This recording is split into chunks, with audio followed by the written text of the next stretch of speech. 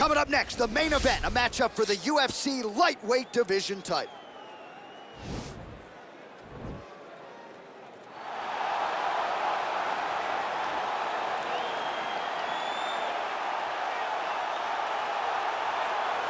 All right, here he is, the #1 lightweight contender, making his way to the octagon and looking to leave as the new undisputed UFC lightweight champion of the world. He has bided his time, waiting for this title shot. He's got the winning streak.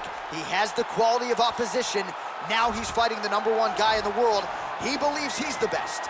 Now his opportunity to prove it, just a few minutes away.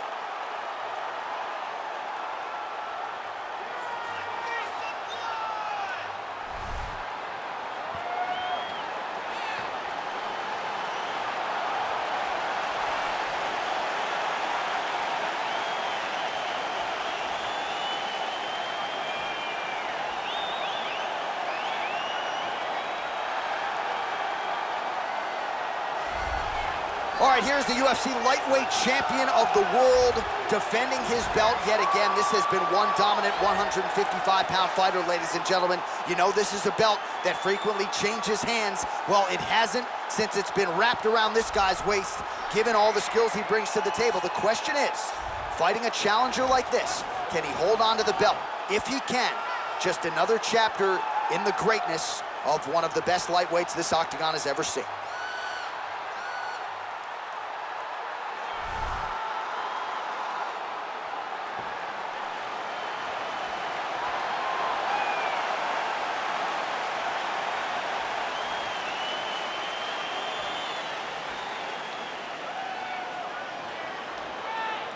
And now our tale of the tape for this lightweight fight.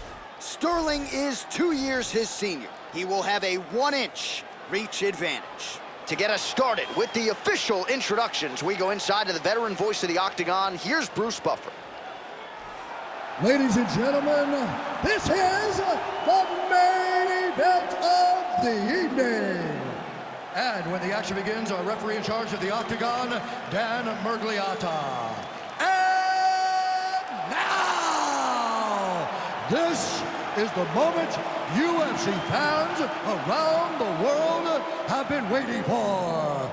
Live from the sold-out T-Mobile Arena in Las Vegas, it's time! 5 rounds for the undisputed UFC lightweight championship of the world. Introducing first, fighting out of the blue corner. This man is a mixed martial artist, holding a professional record of 22 wins, 3 losses. He stands 5 feet 7 inches tall, weighing in at 135 pounds. Fighting out of Uniondale, New York, presenting the challenger, Aljamain Funkmaster Sterling. And now introducing the champion, fighting out of the red corner. This man is a wrestler, holding a professional record of 23 wins, 1 loss. He stands 5 feet 10 inches tall, weighing in at 155 pounds. Fighting out of Makhachev, Russia. Ladies and gentlemen, presenting the reigning, defending UFC lightweight champion of the world, Islam Makhachev!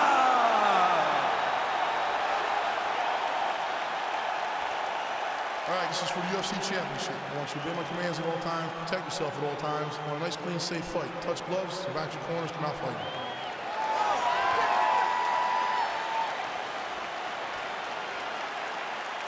You ready?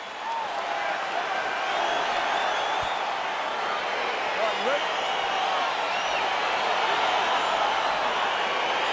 All right, so the fight is now underway. On one side, you have a fighter who does everything well, taking on a true grappler on the other side. It's going to be interesting to see how long he can keep it up with. I mean, Damian Maia may be the most specialist type of grappler in the UFC. This guy resembles him in a number of ways. Let's see how he manages this fight against a guy that can do just about everything inside the octagon. Oh, collar tie. Oh, big knee there.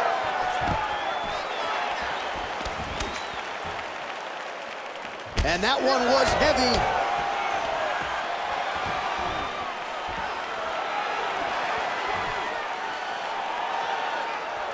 Just missed with the straight left hand.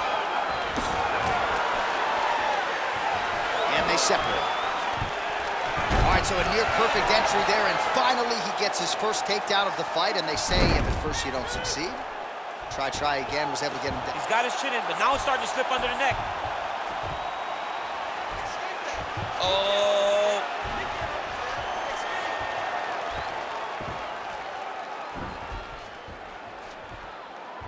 Getting tighter.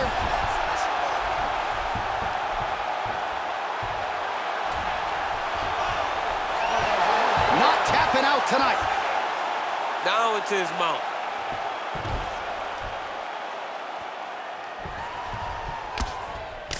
Oh, man, this ground and pound is good. Probably my favorite striking realm in MMA, and he's as good as it gets. The problem is his opponent is not controlling his posture. He's allowing his opponent to get up, and when he does, he creates this space to land these beautiful ground and pound combinations.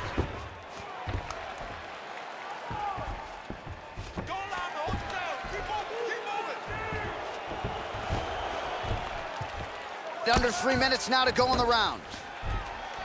Push him off! Push him off!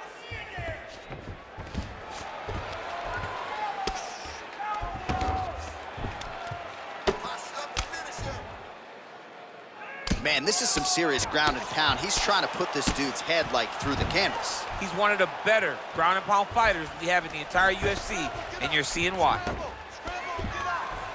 Oh, he's got the ground and pound going now.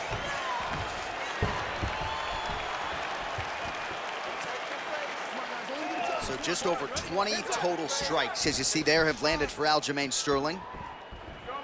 All right, he closes the distance, gets the single collar tie, and now he engages in a more... Oh, John, that was so nice. What a beautiful takedown. Oh, he postured up there, gained some valuable separation. And now the ground and pound starts. Strong bottom work here, staying busy. All right, closed guard now. You gotta be careful, though. He's got a lot of submissions off his back.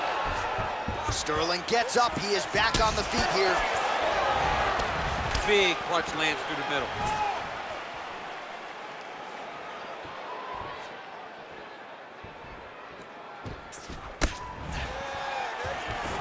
And a nice job at least staying upright on that. 90 seconds and counting here in our opening round.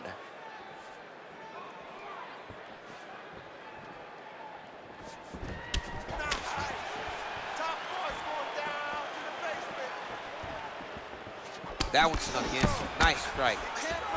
Gets the elbow up into the target. Stuffs that takedown attempt without issue. Oh, is that a massive knee to the head? Could be in trouble here. That's a perfect scramble right there. Beautiful transition. Oh! All right, he'll engage in a single collar tie. If your opponent has you in the clinch, pulling down on your head, landing punch after punch, you have got to clear that collar tie. Changes levels now, DC. Oh, man, he was in a single, got to a high crotch. So we cross the 30-second mark in our opening round. All right, good movement by him here on the ground. He really is a master of these transitions. He is a master of movement on the ground. You never know where he's going to be.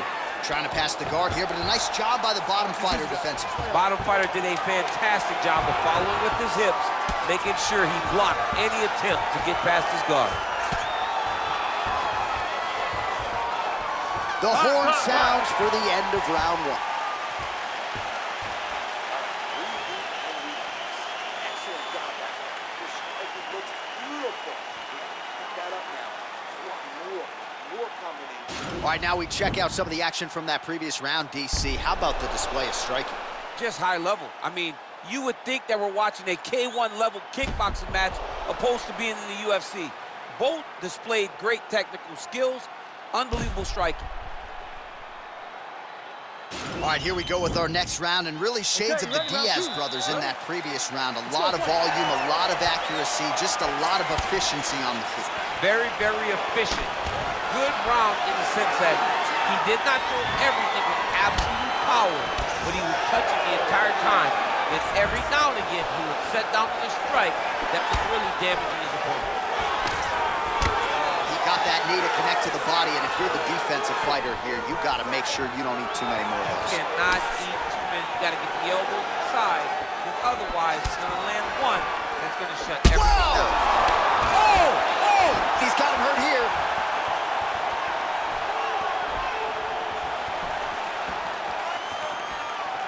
Big kick lands. Oh!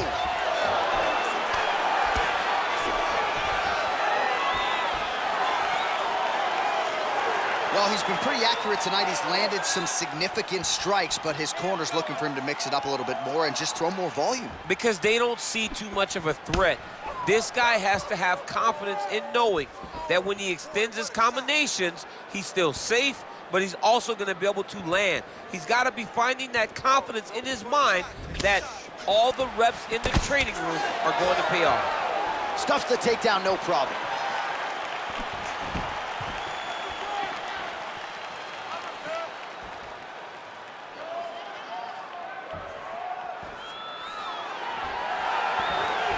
Just misses with a left hook there.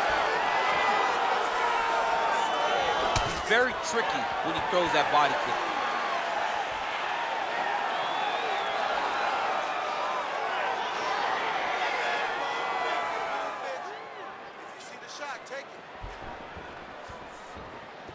Just over 3 minutes to go now. Starting to do some really significant damage to the body here. Another strike lands there. He gets to his spot, the tie clinch. Then he starts to let the knees slide. Nice kick landed there by Sterling.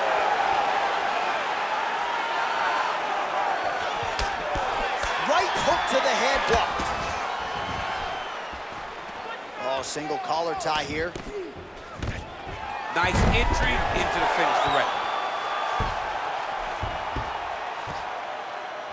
Oh, trying to pass here, but Dikembe Mutombo style, he gets denied. Oh, looks like he's transitioned to an armbar. You cannot stay in the guard of these great jiu-jitsu guys. An attacking armbar. Arm has been isolated, but he picks him up and slams him down. He lifted him through the air, slammed him on his back, and moved right into side control to get out of danger. Beautiful job to not just turn defense into offense, but also to end up in a dominant position.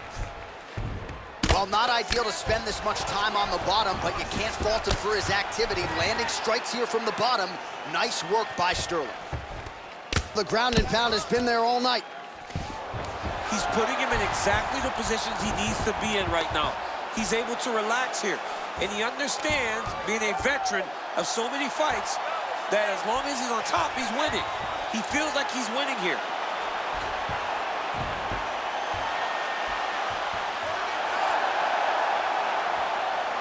And this might just be a matter of time.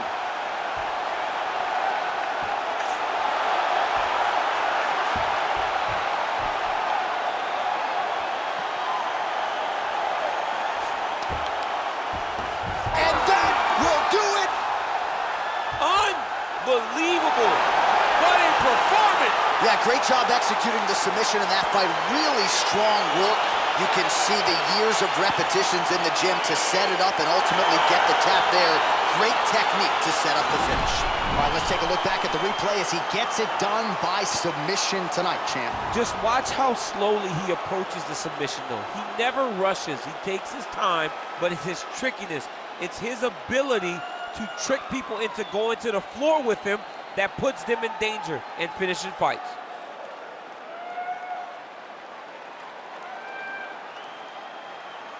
So there is the man they are all chasing at 155 pounds, the undisputed UFC lightweight champion. And how about the way he got it done tonight?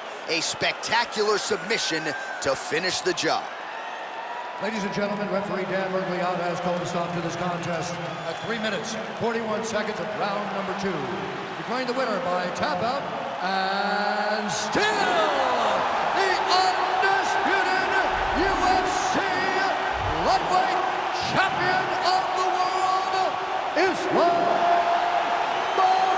All right, so there he is, the still UFC lightweight champion of the world. A lot of steam here during fight week that maybe there were a few things that could plague him tonight. Looked as good as ever for my money. He looked as good as he's ever looked inside the octagon. He's so good at everything, every single skill that you need to become champ. He has mastered, and he showed it in this fight.